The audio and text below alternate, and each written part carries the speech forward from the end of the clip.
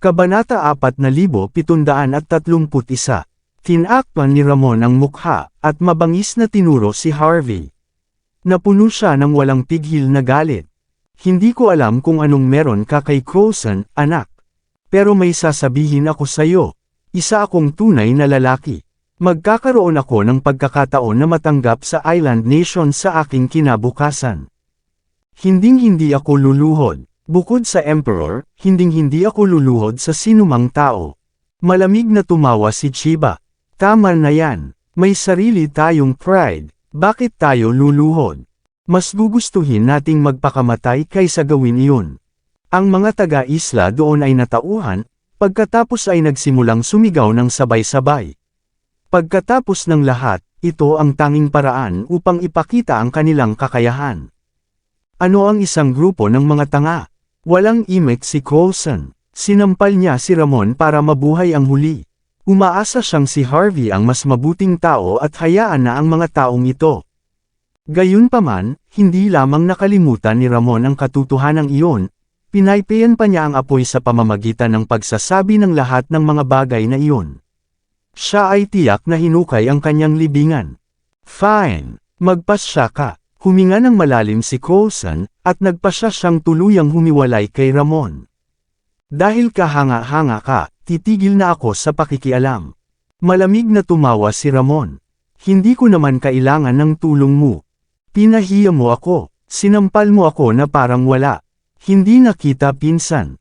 Pinatawag kita dito para maghiganti para sa akin, hindi para sirain mo ang pride ko.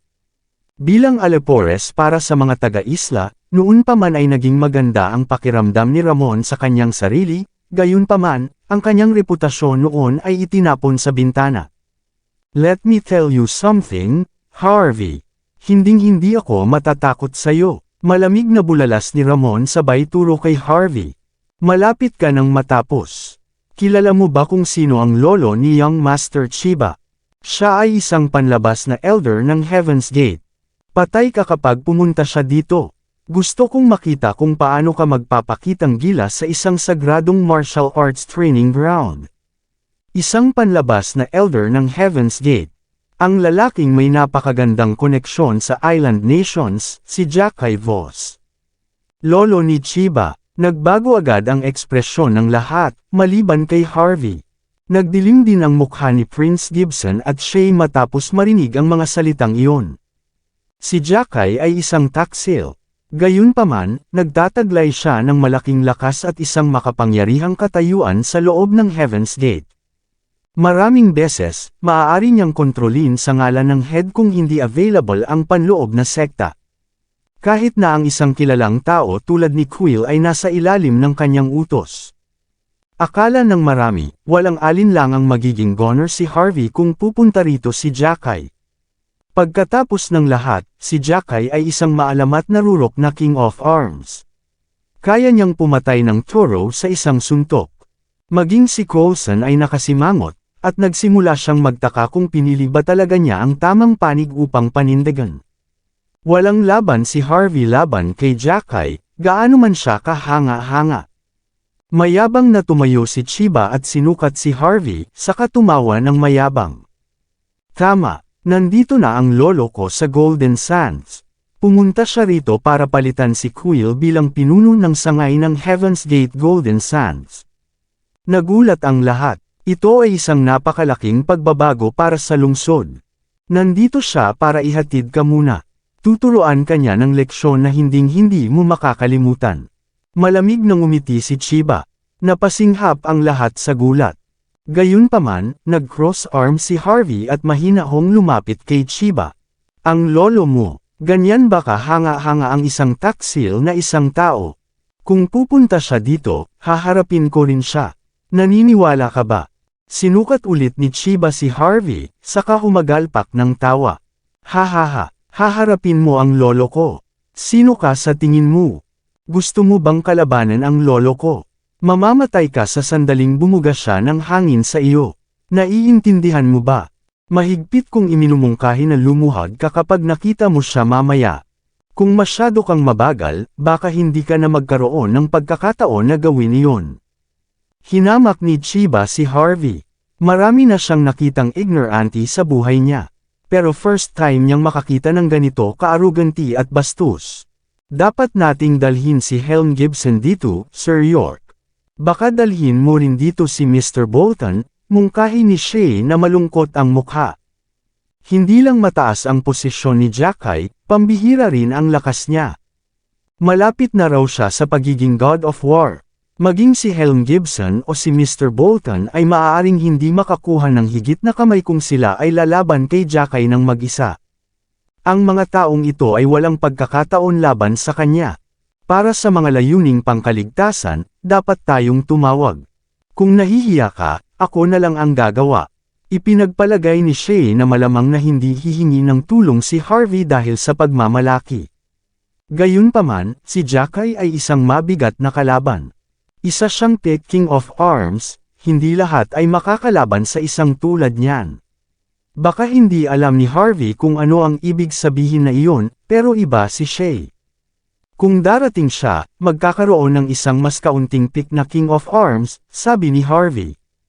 Natigilan si Shay, hindi niya maintindihan kung saan nakakuha ng lakas ng loob si Harvey para sabihin ang ganoong bagay. Ngunit dahil siya ay nagsalita, hindi niya na ito kukumbinsihin. Ito ay magiging walang galang sa kanya. Vroom! Makalipas ang ilang minuto, narinig na ang tunog ng malalakas na makina. Isang hilera ng Land Cruiser ang mabilis na sumugod. Nagparada sila sa harap ng mga tao. Maya-maya ay lumabas ang 36 na lalaking nakasuot ng damit. Nakatayo sila ng may pagmamalaki na nakataas ang ulo, at mabangis na nakatingin sa lahat. Ang kanilang mga galaw ay magaan at maliksi. Ito ay malinaw na lahat sila ay mga ekspertong martial artist. Ilang sandali pa, isang lalaking nakadamit mula sa Island Nations ang nagpakita. Siya ay mula sa country age, mga nasa 5'9" at may baby face. Naglakad siya na may kahanga-hangang mga hakbang na naglalabas ng aura ng isang piling tao, ngunit tila medyo off dahil sa kanyang kasuotan. Mula sa kanyang hitsura lamang, alam ng lahat na siya ang panlabas na elder ng Heaven's Gate, ang maalamat na si Jackay Voss. Inilabas ng maraming tao ang kanilang mga telepono upang ihambing ang mga larawan, pagkatapos ay bigla silang huminga. Nagulat ang lahat, gaya ng inaasahan para sa kay Chiba na maging ganito kahanga. Ang isang tawag sa telepono ay sapat na upang dalhin ang isang kilalang tao dito. Ito lamang ang nagpakita kung gaano kataas ang tingin ni Jackay kay Chiba, at siguradong patay na si Harvey. Agad na nagdilim ang mukha ni Coulson, iniisip na siya ay nakatakdang magdusa sa araw na iyon. Sa sandaling nagpasya siyang tumabi kasama si Harvey, ang kanyang kaaway ay naglabas ng isang makapangyarihang tao. Siya ay tapos na para sa. Ang mga babaeng kasama ni Chiba ay nagpapakita ng kanilang nag-aalab na pagnanasa. Buong-buo nilang minamaliit ang mga tao mula sa bansa H, ngunit hinangaan nila ang mga malalakas lalo na ang mga iyon sa kultura ng Island Nations. Kaya naman naging interesado sila kay Jackay. Sa isang lugar tulad ng Golden Sands, walang pagpipilian sina Quill at Azrael kundi ang tumabi kapag nagpakita na si Jackay, hayaan na nag-iisa lang si Harvey, na ang panloloko ng isang pinananatiling tao. Tiyak na makakaranas siya ng isang kakilakilabot na kamatayan sa lalong madaling panahon. Tuwang-tuwa ang mga taga-isla. Dati, pinahiya sila ng husto ni Harvey. Dahil sa wakas ay nagkaroon na sila ng pagkakataong bayaran ang pabor, tiyak na tatanggapin nila ito ng walang pag-aalinlangan. Medyo may husay si Harvey. Aaminin ko na mali ang paghusga ko sa kanya.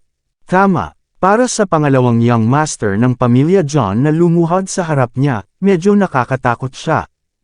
Pero wala siyang laban kay Elder Jackay. Kahit gaano kahanga-hanga si Harvey, hindi siya prominenteng figure. Sigurado akong malalaman niya kung gaano siya kalaki kumpara kay Elder Jackay sa lalong madaling panahon. Hay naku, hindi ko talaga mapapanood ito. Paulit-ulit na ininsulto ng mga taga-isla si Harvey, na nakatingin sa kanya ng may paghamak at awa. Ang isang talunan ay palaging mananatiling talunan, pagkatapos ng lahat. Kahit gaano pa niya ipagmalaki ang lakas ng ibang tao, hindi siya makakalaban sa isang makapangyarihang tao tulad ni Jackay. Hindi niya maikukumpara ang background ng pamilya Nobita, isang pamilya ng mga aristokrata. Sila ay gabi at araw. Lolo Jackay, Kuya Jackay, Mr. Jackay. Nagmamadaling pumunta sina Chiba, Ramon, at ang iba pa. Lolo Jackay, nakakaawa ang ekspresyon ni Chiba, para siyang nabugbog hanggang sa hindi na siya makatayo.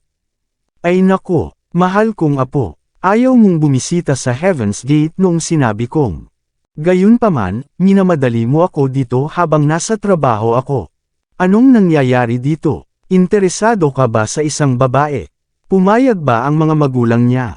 Ayos lang, tutulungan kitang hikayatin sila. Lumakad pa sulong si Jackay, na nakangiting matamis kay Chiba. Para sa kanya, walang mas mahalaga kaysa kumapit sa mga Islanders. Mayabang na sumulyap si Chiba kay Harvey bago ito itinuro. Sinaktan ako ng bastos na yun, lolo. Patuloy siyang lumalaban sa akin dahil lang sa kilala niya ang ilang makapangyarihang tao sa Golden Sand sa pamamagitan ng kanyang mga koneksyon bilang isang pinananatiling tao. Sinabi ko sa kanya na ialok ang kanyang asawa at hipag, ngunit tumanggi siya. Hindi niya nirerespeto ang pamilya Nobita. Bastos! Umungol si Jackay. Nabaliw siya nang makita niya ang mga galos sa mukha ni Chiba. Para kay Jackay, dapat ang mahal niyang apo ang nagsasamantala sa iba. Kaya niyang gawin lahat ng gusto niya, lalo na pagdating sa bansa H. Gayunpaman, siya ay nabugbog ng buo. Ito ay sadyang hindi mapapatawad. Makapangyarihang tao, sino? Tanong ni Jackay, malamig na nanlilisik. Malamig na tumawa si Chiba, saka itinuro si Coulson na nanginginig at napaatras. Siya, sabi ni Chiba. Sampal. Ginalaw-galaw ni Jackay ang kanyang katawan at sinampal si Coulson sa lupa bago pa man makapagsalita ang huli. Ilang mga panlabas na alagad ang mabilis ding humakbang pasulong, at agad siyang pinalo. Ang lugar ay naging ganap na magulo sa mga sandali lamang. Ang mga panlabas na alagad ay napakalupit, walang makatiis para panoorin sila. Si Coulson ay isang dalubhasang martial artist at isang espiya para sa Evermore, ngunit hindi siya nang ahas na lumaban. Alam niya na sa prestihiyo at husay ni Jackay, maaaring durugan siya ng lalaki anumang oras. Maliban sa pagkatisod upang mapanatili ang sarili niyang buhay, wala siyang ibang paraan para makaalis sa gulo. Namamaga ang mukha niya na parang baboy. Nagkaroon din siya ng ilang bali ng tadyang, at may lumalabas na dugo sa kanyang bibig. Ang dumi. Galing ka rin sa upper social circle. Bakit ka tatayo sa isang live-in-in-law na manugang? Nakakahiya. Alam na ni Jackay ang nangyari. Hinamak niya si Coulson na nagbago ng panig. Kung si Coulson ay hindi mula sa pamilya John, sinabi ni Jackay sa kanyang mga alagad na patayin si Coulson doon at pagkatapos. Si Ramon at ang iba ay napahiya noon, ngunit ngayon, pinagmamasdan nila ang kahangahangang tanawin sa harapan nila ng may kagalakan. Ang kanilang dignidad ay sa wakas ay nailigtas. Ang mga mata ni na Prince Gibson at Shay ay kumikibot, at hindi nila akalain na magiging hindi makatwiran si Jackay na mangbogbog ng isang tao mula sa pamilya John. Upang gawin ang isang bagay na tulad nito sa Golden Sands, tiyak na nagkaroon siya ng lakas ng loob. Nagtataka namang tumingin si Harvey. Unlike the rest, hindi naman siya nabigla. Kinailangan niyang tikman ang sandaling wala pa ang dog-eat-dog moment sa panahon ngayon. Makalipas ang ilang minuto, nang si Coulson ay nasa bingit na ng kamatayan, ikanaway ni Jackay ang kanyang kamay at bumaling kay Harvey. Ikaw ang nagpatong ng iyong mga kamay sa mahal kong apo, bastos ka. Tama, mahinahong sagot ni Harvey. Ang lakas ng loob mo. Matapos marinig si Harvey na umamin sa kanyang mga aksyon ng casual, sinukat ni Jackay si Harvey. Kilala mo ba kung sino ang apo ko? Malamig na tanong ni Jackay. May ideya ka ba kung ano ang mangyayari sa iyo pagkatapos ginagawa ito sa kanya? Bakit hindi mo tanungin kung bakit ko napagdesisyonan na gawin lahat sa kanya? Ganti ni Harvey. Lahat ay nanunuya kay Harvey, na para bang tulala siya sa pagtatangkang magsalita ng dahilan. Kapangyarihan ang ibig sabihin ng lahat. Sa puntong ito, ang magkabilang panig ay walang pagpipilian kundi ang magpasya sa kinalabasan sa kanilang mga kamao. Nakakabaliw na pag-usapan ang mga bagay-bagay. You're an adult yourself. Dapat alam mo na ang mga elite na tulad natin ay hindi kailangan ng rason. Lumakad paarap si Jackay na naka-cross arms, na nagbabantang nanlilisik ang mga mata. Ang kailangan ko lang malaman ay pinigilan mo ang apo ko na magkaroon ng tagapagmana, at sinaktan mo siya. Maraming salamat sa lahat ng sumusubaybay. Please subscribe and follow my YouTube and Facebook channel, Pilipino Novel. Maraming salamat po. Kabanata 4735. Nang makitang tumayo ang kanyang lolo sa kanya, nagpasya si Chiba na magpahangin ng apoy. Dudurugin ka rin daw niya pagdating mo dito, sabi niya. Paulit-ulit na tumanggaw si Ramon at ang iba. Tama, masyadong masungit ang bastos na ito. Sabi niya hindi ka kwalipikadong harapin siya. Sabi niya dudurugin niya ako. Malamig na tumawa si Jackay. Walang alam na bata. I'd let my 50 years worth of martial arts down kung hindi kita tuturuan ng leksyon dito. Sinukat ni Harvey si Jackay. Gayunpaman, nagpasya kang maging isang taksil sa iyong sariling bansa pagkatapos ng lahat ng iyon. Ganyan ka ba talaga magiging unreasonable? Ikaw ay isang senior ng underworld at isang dalubhasang martial artist, ngunit nagpasya kang samantalahin ang mga tao sa laki ng ganito. Maninindigan ka pa para sa mga taga-isla. Hihihi, tumawa si Jackay. Hindi mo kailangang sisihin ako, anak. May sasabihin ako sa iyo. Ito ang aking mahal na apo, at gaano man kalaki ang bibig mo, kakampi pa rin ako sa kanya. Narito, kapangyarihan ang ibig sabihin ng lahat. Simbolo niyan ang mga taga-isla. Walang karapatang magsalita ng dahilan ng isang mahinang tao mula sa bansa H. Lumuhad ka na lang. Tingnan mo siya, kabilang siya sa nangungunang 10 pamilya, ngunit binigyan ko ba siya ng pahintulot na magsalita? Ha! Mariing tinuro ni Jackay si Coulson na nanginginig sa lupa. Tumawa ng mahina si Harvey. Mukhang patay na patay ka sa pagpapatong mo sa akin. Sabi nga, naisip mo na ba ang mga kahihinatnan? Consequences. Wala sa dictionary ko ang salitang iyon. Nagpakita ng dominanteng ekspresyon si Jackay. You're talking to me so casually despite your young age. I must say, I admire you. Lumuhad at baliin ang iyong mga paa ngayon. Kung gayon, ipadala mo ang iyong asawa at hipag sa aking apo, at iisipin kong iligtas ang iyong hamak na buhay. Tinawid ni Jackay ang kanya mga kamay. Maaari mong tanggihan ang alok, ngunit kung gagawin mo, pupunta ako para sa iyong pamilya at mga kaibigan. Huhukayin ko pa ang mga katawan ng mga ninuno mo at susunugan ko hanggang sa maging malutong bago pakain sa mga aso. Tumingin si Jackay ng napakakalma habang binibigkas niya ang kanyang mga pagbabanta, malinaw na may ginawa siyang katulad noon. Sa kabila ng malalim na tubig ng Golden Sands, hindi natakot si Jackay kay Harvey. Siya ay isang panlabas na elder ng Heaven's Gate para hindi siya matatakot kahit kaunti ang ganoong titulo. Kahit anong klaseng background meron si Harvey, madaling durugan siya ni Jackay. Kahit na hindi iginagalang ng mga tao si Jackay, matatakot pa rin sila sa pinuno ng Heaven's Gate. Si Jackay naman ang kumatawan sa head. Matapos marinig ang sinabi ni Jackay, tumingin si Shay kay Harvey nang may pag-aalala. Natatakot siyang si Jackay talaga ang magpadala kay Harvey na lumilipad na may isang sampal. Sa kabila ng kanyang pagkabalisa, nilinaw ni Harvey na hindi niya kailangan ng anumang tulong.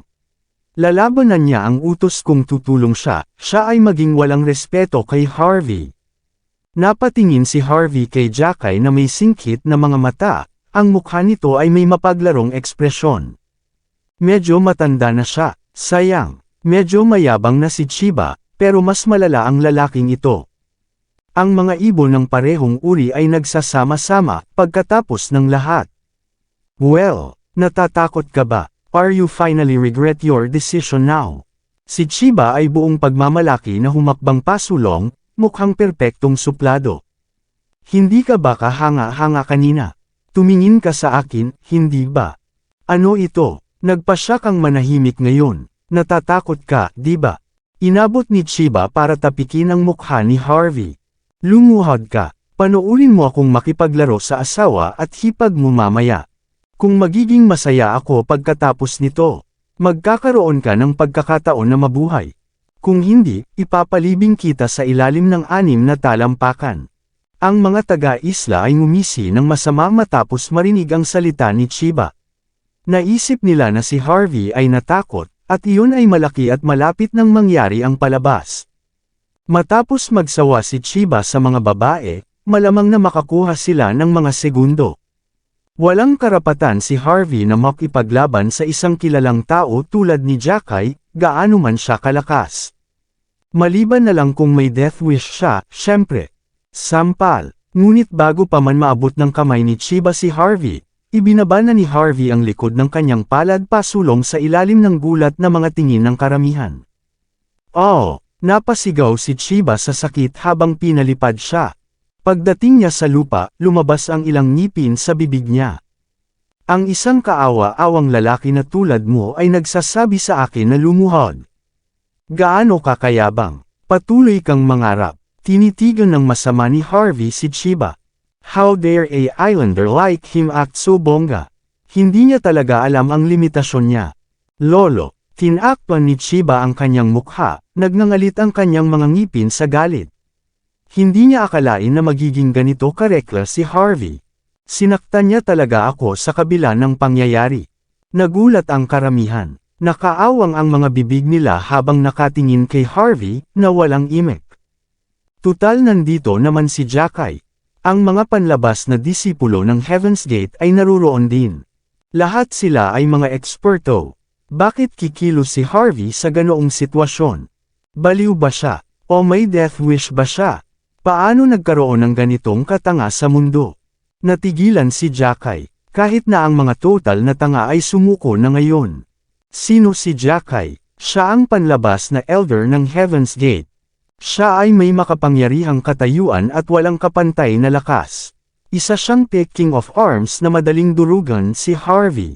Gayunpaman, hindi lamang siya nirerespeto ni Harvey, kundi sinampal pa ng una ang kanyang mahal na apo sa harap mismo ng kanyang mukha. Hindi lang si Chiba ang napahiya, pati si Jackay, ang Heaven's Gate din. Pumunta ka, namilog ang mga mata ni Jackay, at mabilis na tumaas ang presyon ng dugo nito. Sa sandaling iyon, tuluyan na siyang nilamon ng galit. Kung mamatay siya, pananagutan ko. Ang mga panlabas na alagad ay ngumiti ng masama.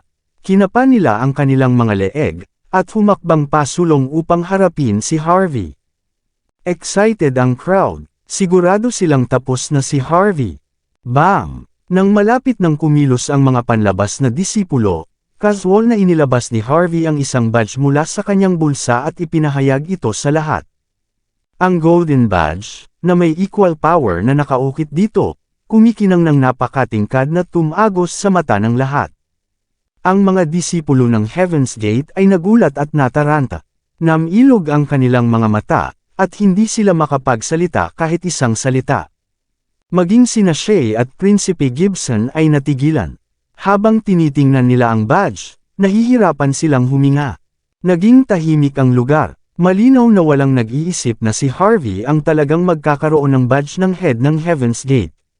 Sinabi ng mga alamat na ang mga tao lamang na may malaking kontribusyon sa sagradong martial arts training ground ang maaaring makakuha ng ganoong isang bagay. Ang mga salitang inukit sa badge ay may napakalakas na bigat, kaya't ang mga tao ay hindi makahinga. Sa simula, si Jackay ay napuno ng paghamak. Ngunit nang makita niya ang badge, ang kanyang mga mata ay kumaibot at siya ay nanigas. Siya ay nawalan ng salita. Lalong naging pilit ang ngiti sa kanyang mukha, na parabang nakagat siya ng isang mapait na apdo. Kahit na siya ay isang taksil sa kanyang sariling bansa, siya ay kabilang pa rin sa Heaven's Gate. Alam na alam niya kung paano timbangin ang hawak na badge. Anong problema, Lolo? Badge lang yan. Malamang pag-aari yan ng random na tao. Ano ka ba natatakot? Senggal ni Chiba. Parang medyo nawala ang ekspresyon ni Jackay. Kilalang kilala ni Chiba ang kanyang lolo. Medyo inis, hindi niya napigil ang magsalita. Hindi na pinansin ni Jackay si Chiba. Lumakad siya pasulong, at tinitigan ng masama si Harvey. Magsalita, bulalas niya. Saan mo nakuha ang badge na ito? May karapatan ka bang hawakan ito?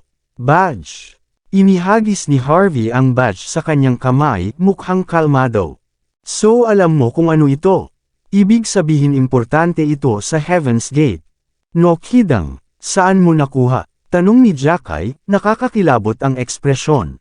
Patay ka na kapag hindi ka nagsasalita ng maayos ngayon dito. Nagpunta ako sa bahay ng pamilya Gibson ilang araw na ang nakakaraan.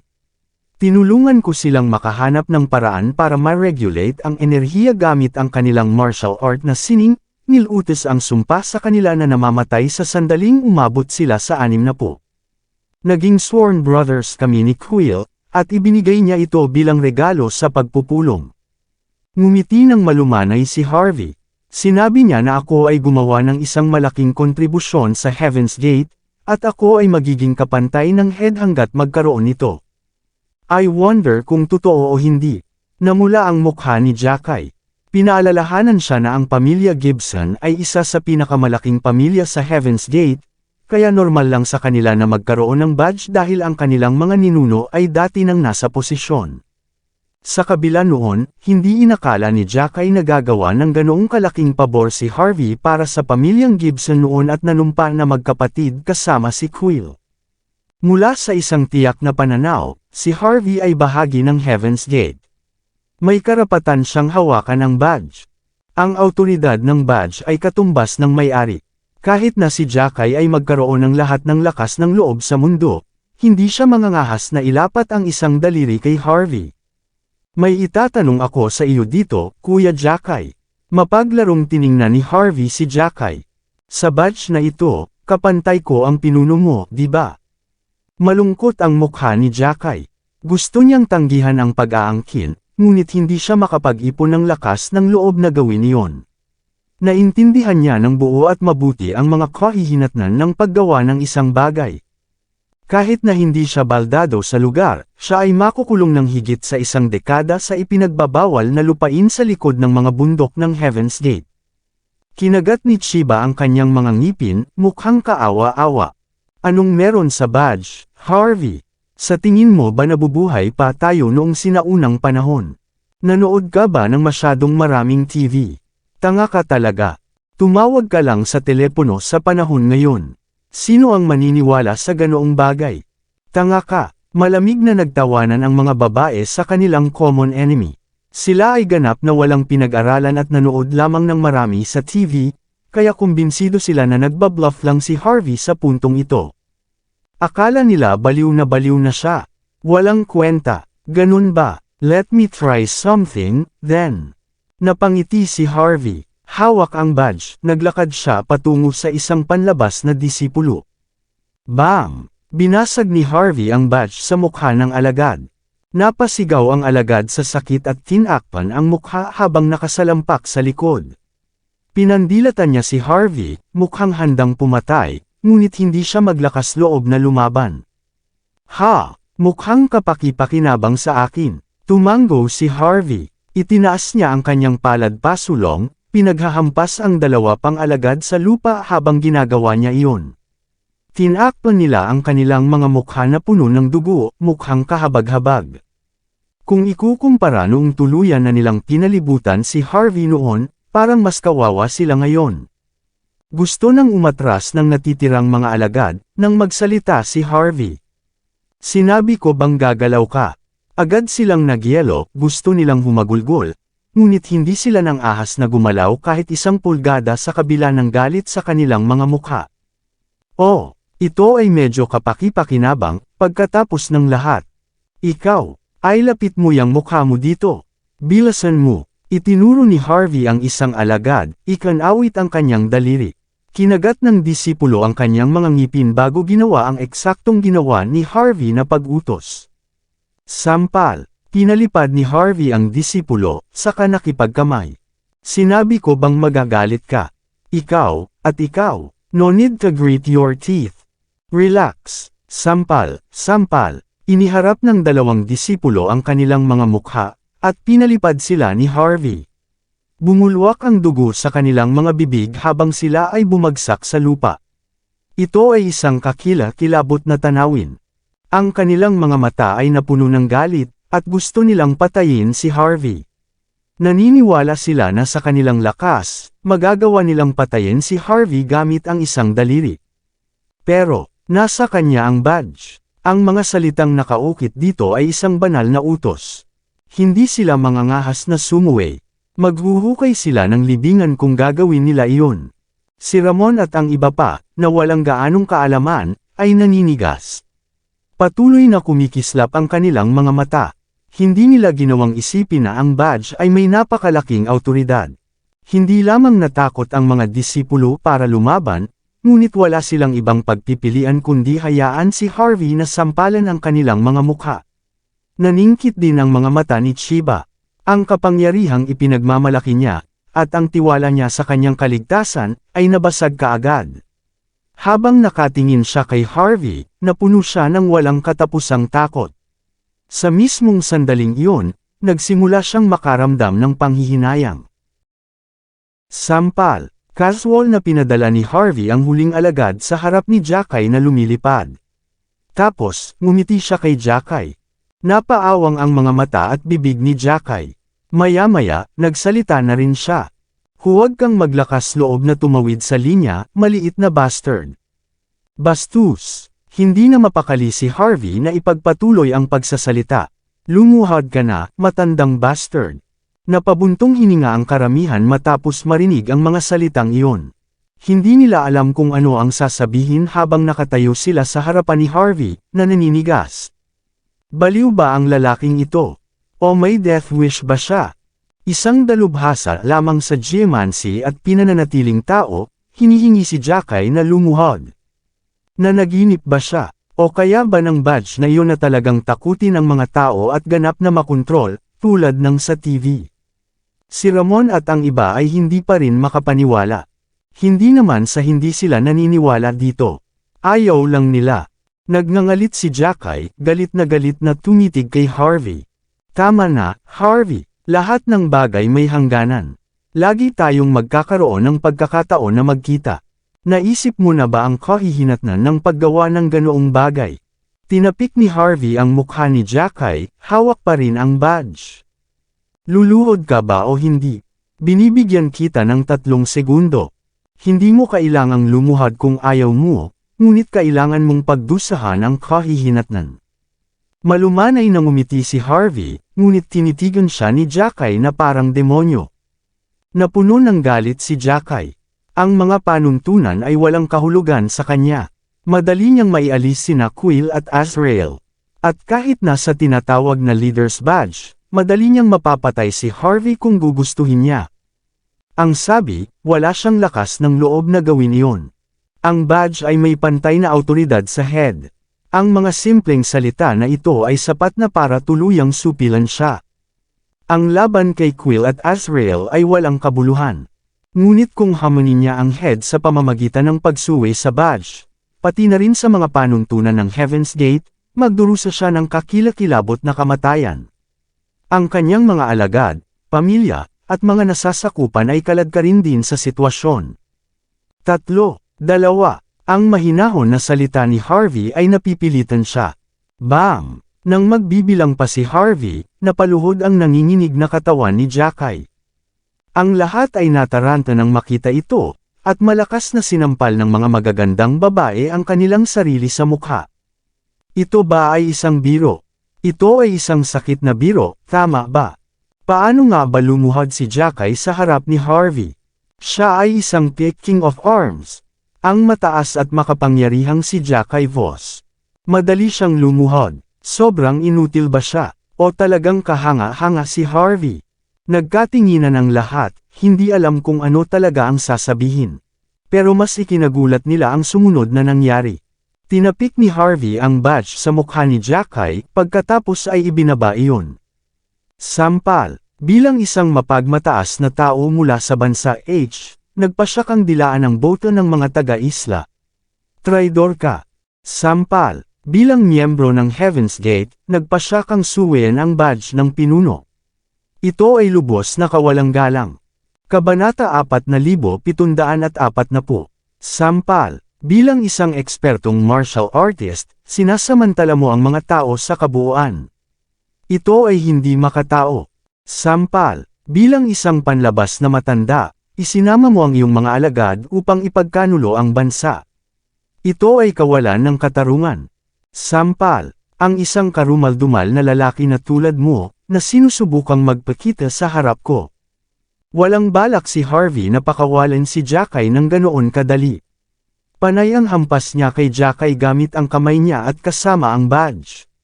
Namamagana ang mukha ni Jackie at tuloy-tuloy ang paglabas ng dugo. Si Jackie ay isang dalubhasang martial artist, ngunit hindi niya magagamit ang kanyang lakas upang ipagtanggol ang sarili mula sa walang tigil na pag-atake. Masasabi ng lahat na galit si Jackie, ngunit hindi siya maglalakas loob na gumalaw kahit isang pulgada dahil si Harvey ang may badge. Ang mga tao ay nataranta at natakot. Ang panlabas na elder ng Heaven's Gate, na maaaring kumatawan sa pinuno ng sagradong lugar ng pagsasanay sa martial arts, ay hindi lumaban. Sino ang maniniwala sa ganoong bagay? Malinaw kung sino ang mas malakas sa kanilang dalawa. Ang sorry ni Jackie ay nakatakot sa mga taga-isla na nakatayo para sa kay Chiba noon. Pinatahimik nila ang kanilang mga sarili at nagsimulang lumayo kay Chiba, kumikilos na parang hindi nila siya kilala.